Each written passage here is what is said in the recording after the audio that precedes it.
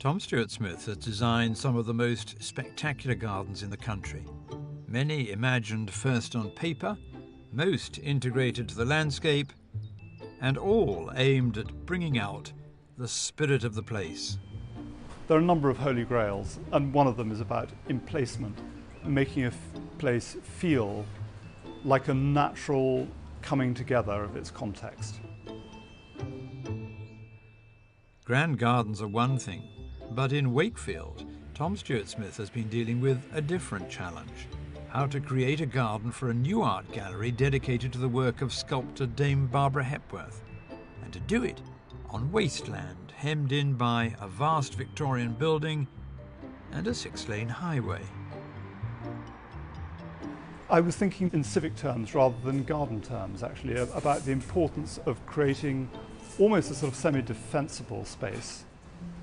When you came into it, there would be an exhalation. You would leave the city behind, leave the traffic behind, and you would be in this cultivated, cultured, looked after space.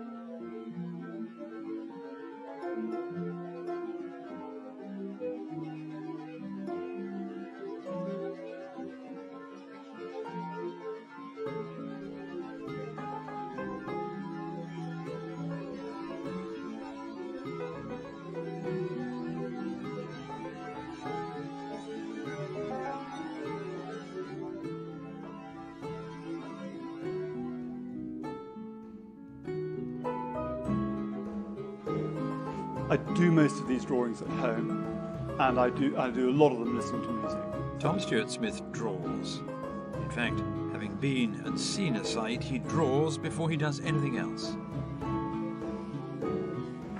He cleverly called a book about his many gardens Drawn from the Land, and so they are, a bird's eye view of how he imagines a space should be developed.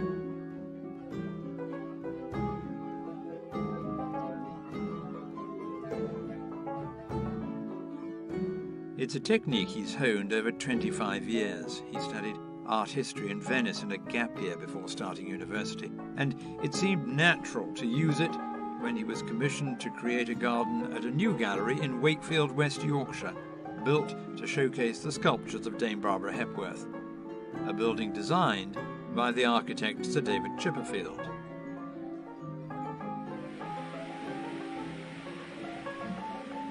The brief was that it should be a garden that people would visit and would visit again, and would be a more than just a sort of adjunct to the gallery, but would be something that would be a kind of, in the best sense of the word, a sort of living asset, which could be a place to show sculpture, but was almost like a sort of an extension of the gallery into the outdoors, and would draw people in and would start to create a whole kind of social environment around the gallery. It was really about making a richer context for the gallery to thrive in. I want to create a place, I don't want to tell people how to experience that place. And so I hope that when somebody sees a drawing like this, they can almost imagine themselves as being that person sitting there, and what would the experience of that be like? And what would the experience of sort of going through on a particular route? There's a sense of sort of imaginative engagement, I hope, with the drawing. In some ways, it's rather like, for a client when I do these drawings, it's a bit like the way a Renaissance prince would present a painting of himself to a prospective wife in another country. Which says, well, this is what you're going to get. You just hope that when the real thing turns up, it's not a dreadful disappointment.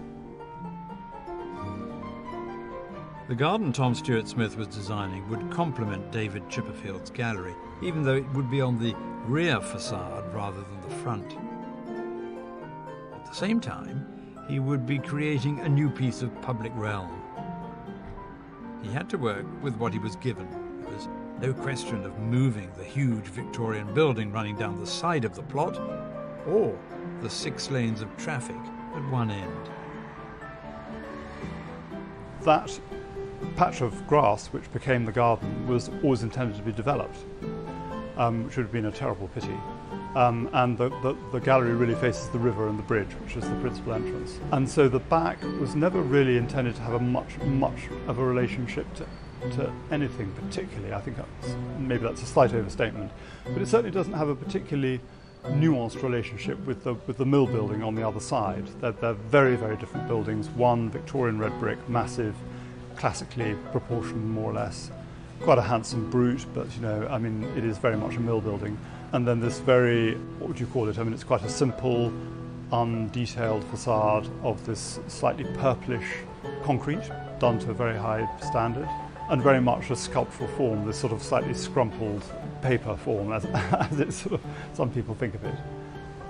At one end, a children's playground, and then at the other end, the main road from Wakefield to Doncaster. Very noisy, 6-lane highway, not something you really want next to a garden. All this sat well with Tom Stuart Smith. Those who see him as a designer of grand gardens, like Broughton Grange in Oxfordshire, his first big project with which he's still involved, or this private estate in Yorkshire, both of which will feature later in this programme, forget that he studied landscape design at university and was influenced by Alan Rough, who promoted the idea of public parks. At graduation, Tom went straight into working on public projects, so, in a sense, at Hepworth Wakefield, he's returning to his roots. I thought it was really important that the space should be, can I say, a thing in itself. I mean, something that had its own really strong identity. So it was a third element in the composition. It didn't attempt to be, as it were, just a sort of parterre or a doormat to the Chipperfield building, because the listed mill building in some ways was as important a building there. Also, I needed to respond to the brief, which was this had to be an engaging space that people came to, that they sat in, picnicked in, looked at sculpture, spent time in, and came back next week because it was going to be looking different. I felt it had to be closed off to the Doncaster Road. In some ways, this is quite an aggressive statement about creating a precinct, and we did this by erecting a large, a 4-metre high concrete wall to create a kind of garden precinct. And then when that first was put up, that was quite unpopular, and there was a bit of resistance to it in the community. But without it, there would be really no sense of this garden having a kind of defined curtilage. I am a great believer in the idea that if a garden's going to have almost imaginative power, and a sense of place in the imagination. I'm not talking about the sort of genius loci sense of place, but a sense that when you leave it, you recapture in your mind the sense of this as a territory. It needs to have physical definition. Tom Stuart Smith's design reflects Barbara Hepworth's connection with the landscape. Indeed, he was influenced by some of her sculptures on display in the gallery. The role the garden would play in the area was carefully thought through. The Hepworth Wakefield wanted a cultural gardener because they wanted to communicate that my role would not just be caring for planting and vegetation, but also to really nurture the connections between the art gallery and the work that goes on in the gallery as a creative space and the garden outside. I think that both the artwork and the garden are really a place for looking and for everyday wonder, and that sense of feeling like, wow, look at that, and having a spark of joy when you think, oh, that is amazing, and you find something new, a new way to look at something. And by having me here every day, it forges those connections, and you have that ongoing conversation with local people about things. But one thing could not have been foreseen: the arrival of a pandemic.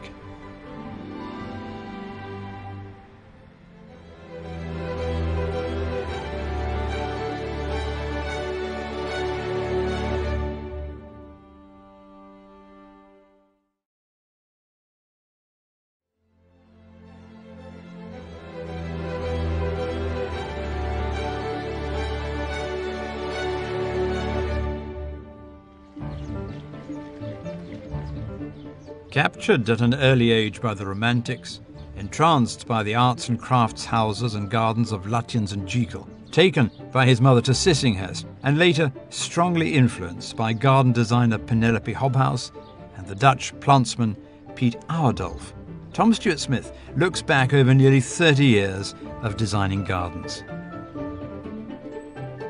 It was his garden for Chanel at Chelsea in 1998 which gave him a new profile. He would go on to win 8 golds over the years. And the commission at Broughton Grange in Oxfordshire 2 years later, which really set him up. It says something about the way he works that he still goes back to this garden from time to time, not only to tweak it, but also to think about how his style has evolved. It was a very formative garden for me in that I thought a lot about the design of it, and then after I made it, I've continued to think a lot about the impact it had on me as a thing. And I now look back at it as being, when I was 2000, I was 40. Most garden designers now have sort of, have a whole career behind them by the time they're 40. I was just sort of starting out, which I suppose says something, doesn't it? Actually, I think garden design is a wonderful career for somebody in the mature years, really, because it is such a sort of, there's so much cultural accumulation you have to go on. There's so much to learn about culture, about plants, about everything. But I think this, I look back as being almost a young man's garden.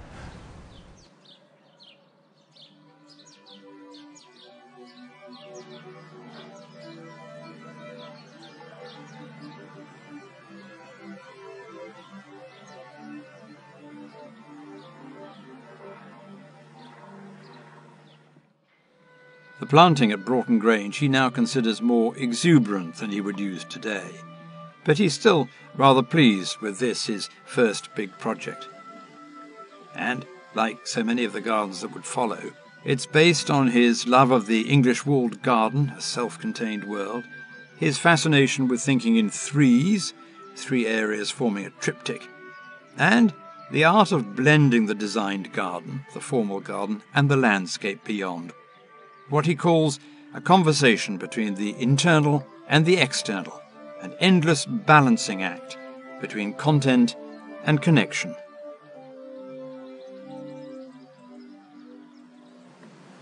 There are a number of holy grails in my work, and one of them is about emplacement, making a place feel like a natural coming together of its context.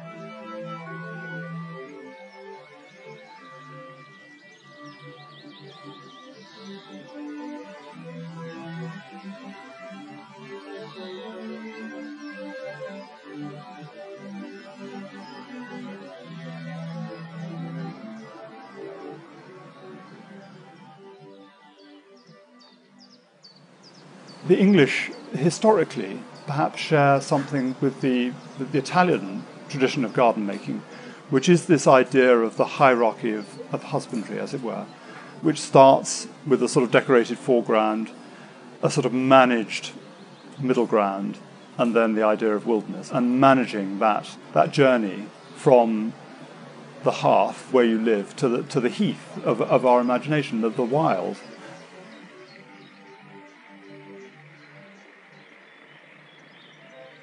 At Broughton, Tom Stewart-Smith developed another part of his design signature, though it has more to do with planting than design, ensuring that these are year-round gardens with life and interest in them, whatever the season.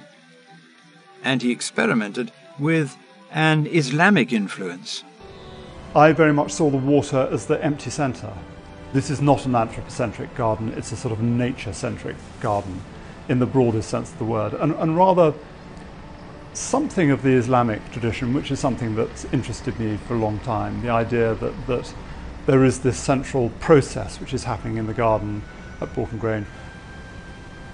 In one way, it's a descent into the landscape on 3 terraces. It's also a descent of water in the landscape and a descent of planting character.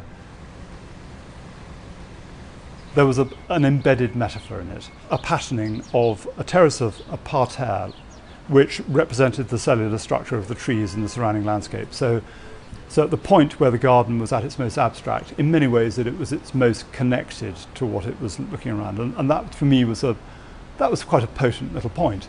But to somebody else, they might think, oh, come on, that's just a bit exhausting. So I don't think it's important that somebody knows that. For somebody looking at it without that bit of boring information, they might just say, well, this is a beautiful pattern of box hedges, now sadly replaced by euonymus something or other because it got box blight. And I don't mean to belittle somebody else's interpretation or response to it at all. In some ways, the genesis of the idea is not important. It gave some coherence to the way I approach the design, but it's not actually necessary to enjoy and have a completely whole experience of the finished work. There was also the idea that a designer might see a garden as a symphony, with an overture, a development section, a recurring theme. Tom would use this approach again and again. It could be Wagner, or it could be Beethoven. Take your pick.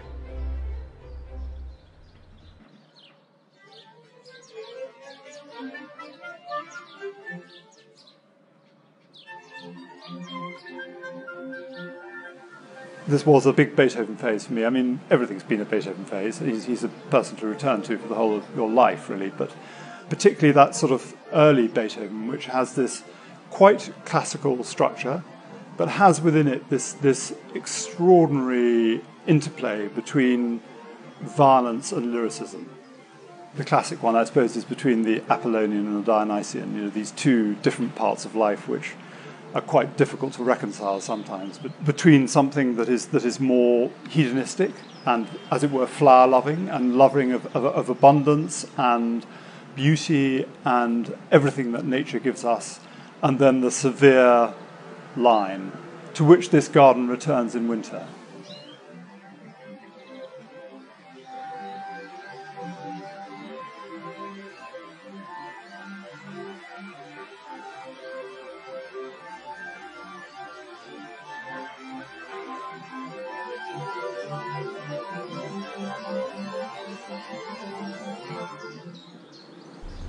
There's that 18th century phrase, isn't there, the synthesis of polarities, which is what we're always trying to do, to try and bring these different parts of our life together in one coherent whole. As my career has gone on, I've seen things perhaps less in terms of these sort of clashing opposites, and slightly more in terms of trying to create a synthetic whole.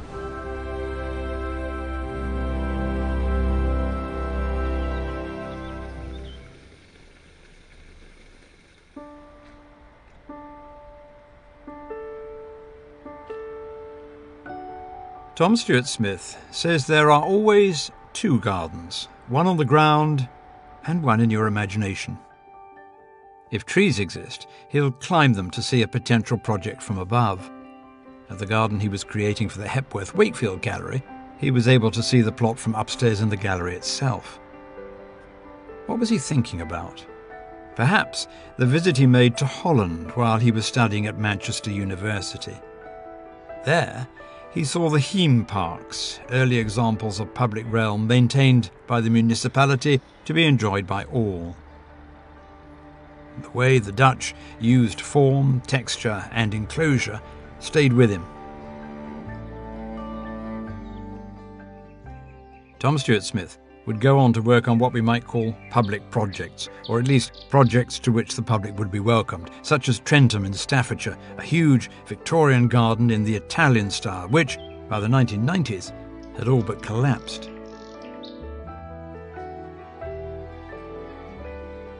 Now, Trentham has been given a contemporary twist, without losing that bit of theatre the Victorians wanted, and it's open every day, a real community space.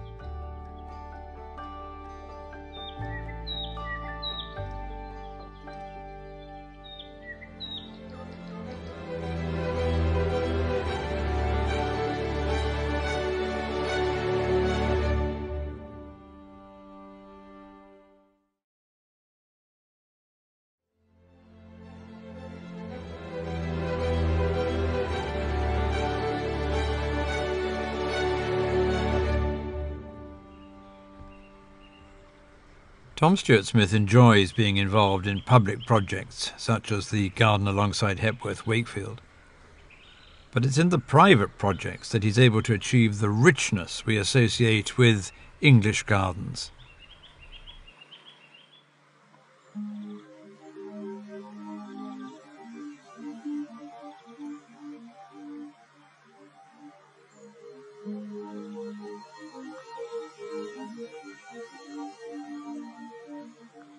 Here, in Yorkshire, is Scale, a private garden which includes terraces of 3 acres, 32,000 perennial plants used in the first season, an opportunity to design 2 distinct gardens below the 18th century house, a traditional one on the upper terrace, a more contemporary one below.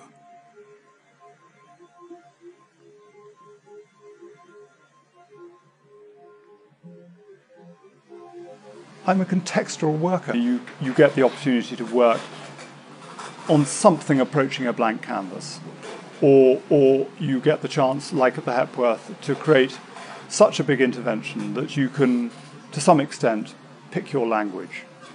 But I would say that probably half the gardens I've ever done, maybe more, are in the context of important historic buildings, or they're in an environment to which I feel my contribution is actually relatively minor. It's like sort of repointing a wall with a different type of mortar, or it may be putting a new frieze on the basis of something. It's not a whole-scale rebuilding.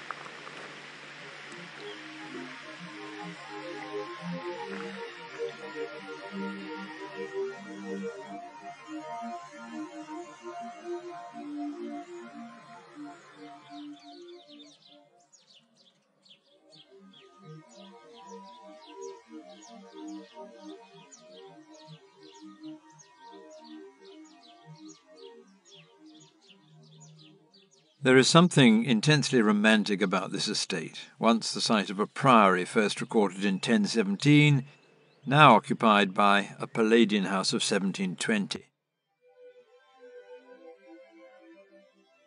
Even before Tom Stuart Smith floated up above to draw his bird's-eye view, it had all the ingredients a designer looks for.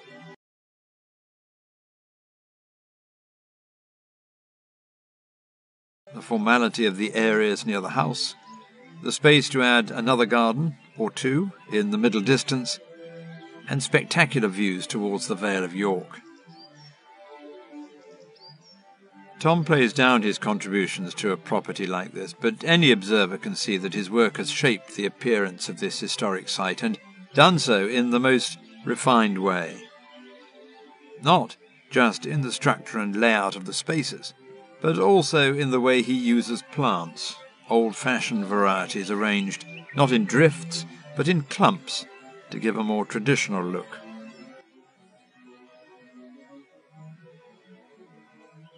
Here is the topiary which he loves and uses frequently. He thinks they echo the shapes of trees in the wider landscape. The box balls, another passion, dotted across the space. All part of a rich tapestry.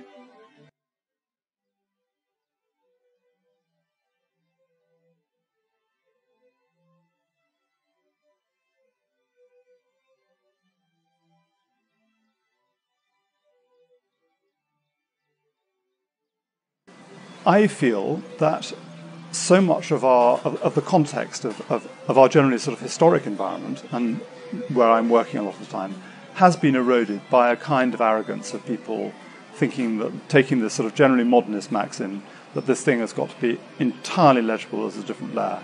Well, I think that's totally laudable and correct, where it really is another layer, which is perceptible throughout. And that's absolutely right. But where it is not a layer, it's just a minor addition, or a number of minor additions. I think it's pretty important to play the game that you're handed.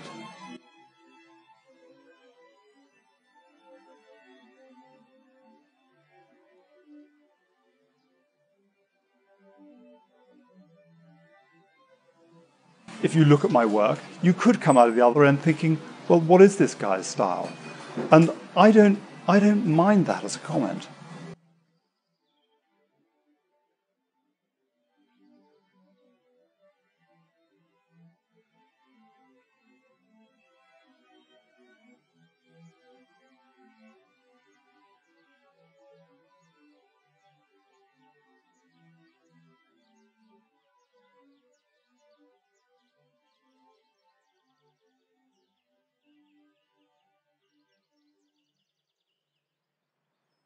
Working at scale excites Tom Stuart-Smith, and he's been lucky to have clients who have the land and the money to make it happen. But there's enjoyment too in operating at different scales. A roof garden in London one moment, that Yorkshire estate the next. And in between, designing a garden at Windsor for the Queen's Diamond Jubilee, reworking the garden at Fort Belvedere, where Edward VIII lived until his abdication in 1936, and completing a host of other schemes, big and small. You sense that there are favourites. Here, overlooking the Thames, is a garden which, 15 years after that first big commission at Broughton Grange, shows that Tom was still using the triptych, but also responding to changing tastes in garden design.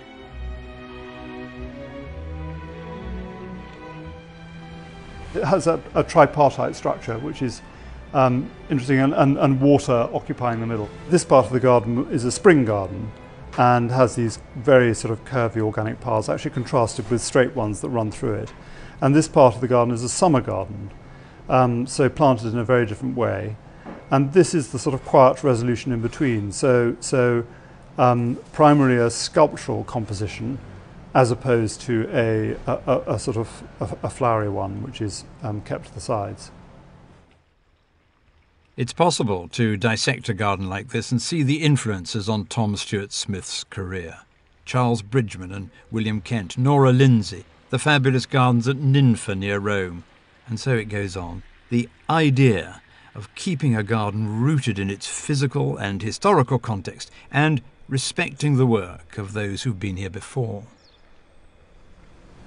This drawing here, which is a sketch, I mean, I do make ground level sketches quite often, a sketch of the central, this quiet, composed central section, shows the setting of this pavilion by Jamie Fobert. Actually, we ended up twisting it round the other way to this, but it shows the way that this is a kind of the quiet resolution, as I call it, the garden. Slightly noisier things going on either side with flowering trees and flowering plants. Here, mainly grasses and lumps of box.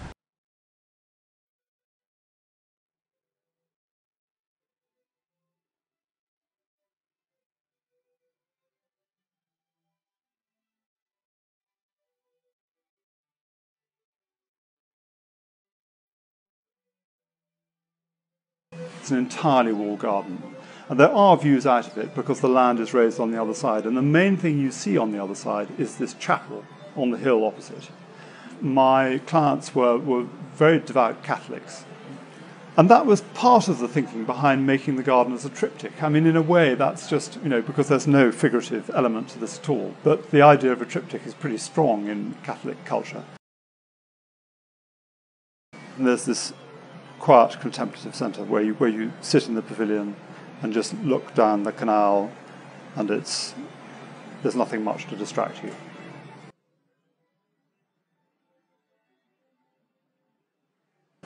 The garden also can have a narrative which parallels our own life journey narrative, from the beginning, from being held perhaps in your mother's arms or whatever, to a cultivated middle ground, which is, one's life, which then begins to sort of loosen up, and then is finally lost. There comes a point where you cannot garden anymore. It's somebody else's land, or it's the horizon, and that is so much, I think, of the central to my philosophy, and I think a lot of people's philosophy of gardening.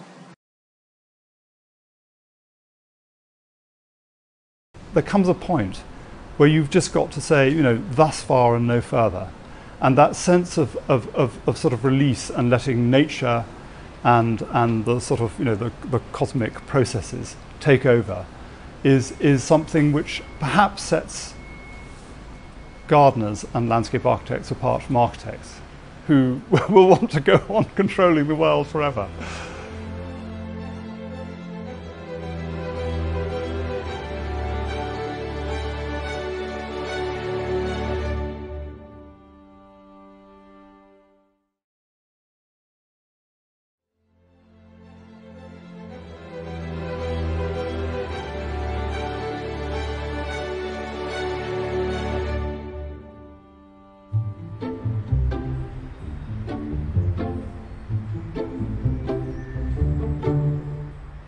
In Wakefield, West Yorkshire, there was always one question people asked about Tom Stuart Smith's creation as it emerged next to the Hepworth Wakefield Gallery. What was it? Was it a garden, or was it a civic space?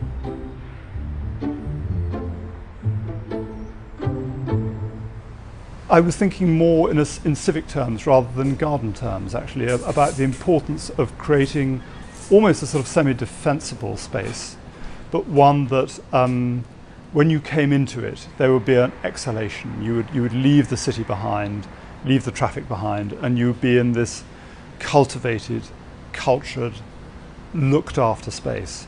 And so the fact that it was a very actively gardened space, for me, was also important. The Hepworth had this idea of calling the gardener the cultural gardener. Well, some people thought, oh, how pretentious is that? But it absolutely describes the role of this person, which was to create a cultivated space, both in the sense of it being physically cultivated and looked after, so that residents and people who came to the gallery quite often, you're here again, you're looking after this place. How extraordinary. People don't look after places in Wakefield as a rule, or anywhere. I mean, when have you ever walked into a public space in Britain in the last 25 years and said, oh, I've seen that person looking after this before? It just doesn't happen. And that's a terrible tragedy. The other aspect of the cultural space was that it was something for the community to come together. It's like another arm of the gallery, sort of inviting people in, a sort of rather sort of soft welcoming arm, saying, okay, you may find Barbara Hepworth sculpture a bit much, but how about this? Let's start at an easy end. Let's start with the purple salvia, and then we'll get you onto the British modernist sculpture sort of a bit down the line. And I think in that way, it probably is going to be extraordinarily effective at bringing more people into the gallery.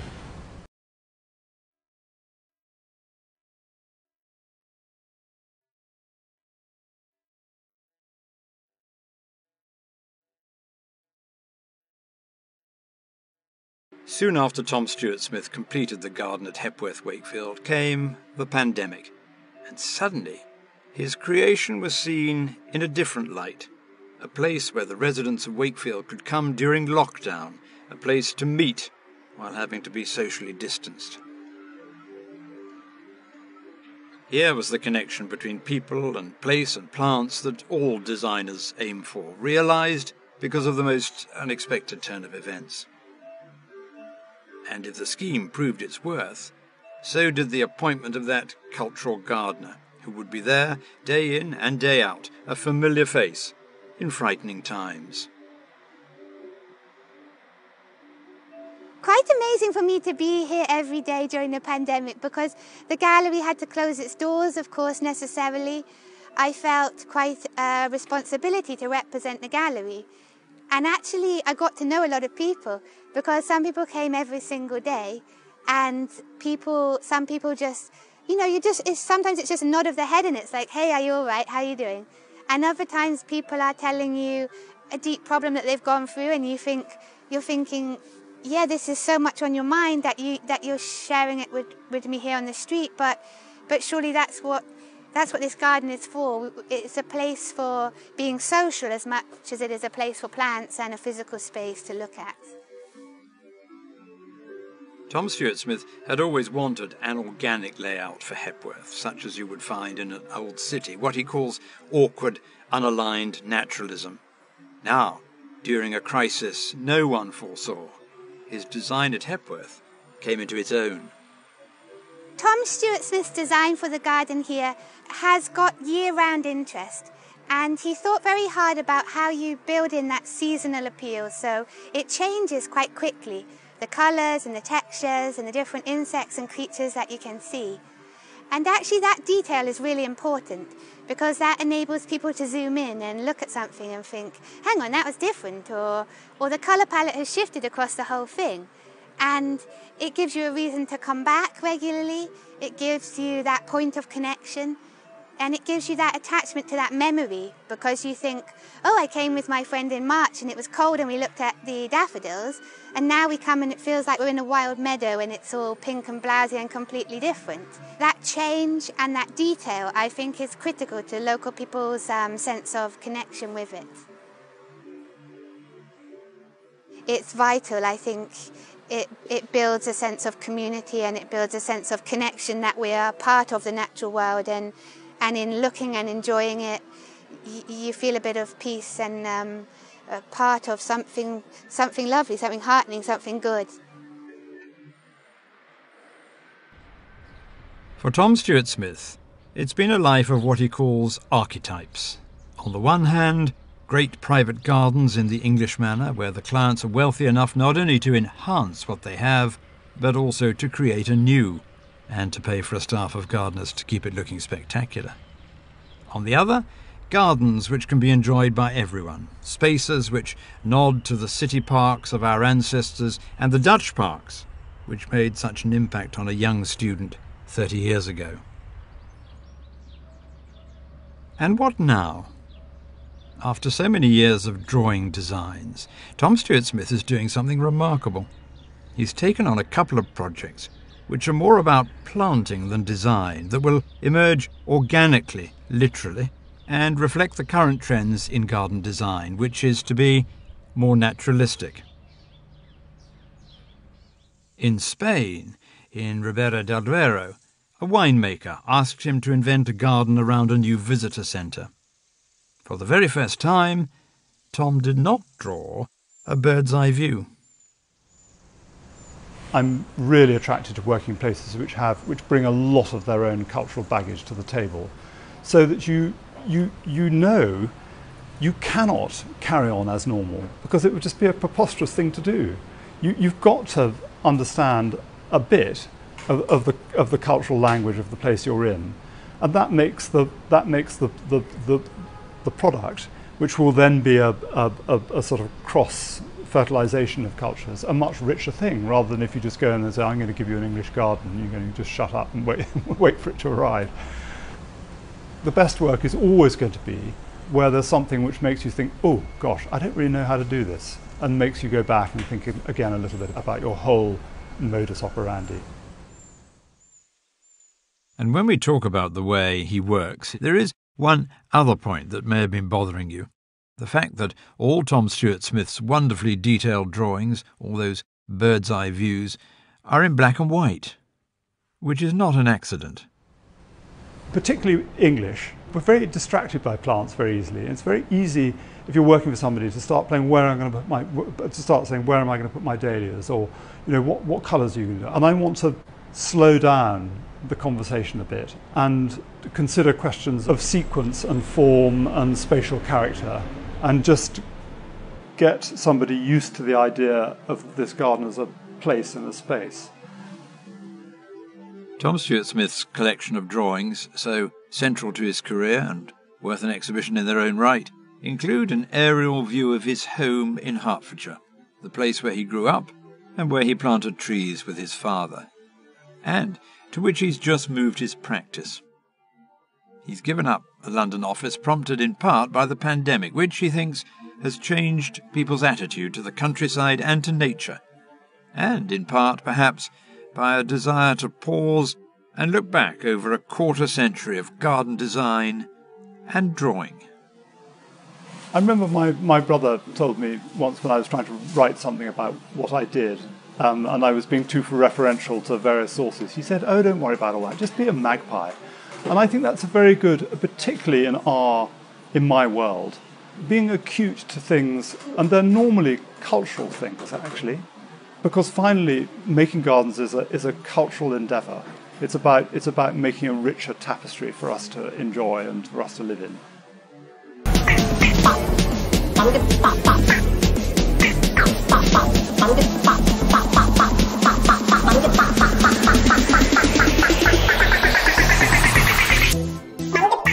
Mày có ai? Tao thật quá ớt, hút tao lại trộn quán hơn.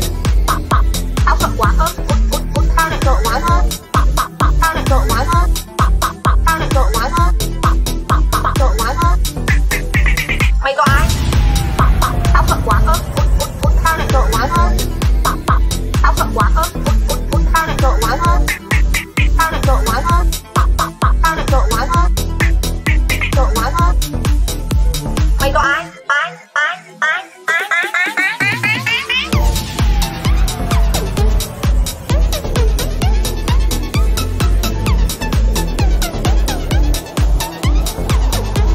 Buồn chưa nói, cố giữ mãi nơi đây, có ngờ đâu ai nỡ buông tay. Sao hôm nay ta nỡ buông tay nhau ngày nào? Sao yêu anh em nữa hẹn mãi sau? Sao tim ta đau, khoe mắt ai đâu? Liệu ngày sau niềm đau kia có phai mau? Thoảng hôn xuống còn nhiều điều muốn nói, giờ đây đôi tim đã chia hai lối rồi. Hoài tiếc nuối về chuyện tình lỡ ta, để mình anh góc phố đêm về thơ than. Anh bước qua câu chuyện mình, tương lai chỉ mong được yên bình, xa em ký ức lưu trên. Next time, in another life, Tanya Compton lived in Ibiza. Footloose and fancy-free, in her early 20s, she didn't go to the Balearics to look at gardens. But strangely, it was Ibiza which converted her from clubbing to cuttings, as she puts it, and that started her career as a writer and eventually a garden designer. I have unwittingly changed a lot of people's engagement with nature, and I suppose that's more than I could have hoped for. The influence of Ibiza's wildflowers can be seen in Tanya Compton's Wiltshire home. But a few miles away, she's been working on a grand, formal garden where others have trod the land before her and whose foundations have shaped her plans. I knew that I had to do something that would work with the unbelievable Detmar Blow architecture that remained from this enormous house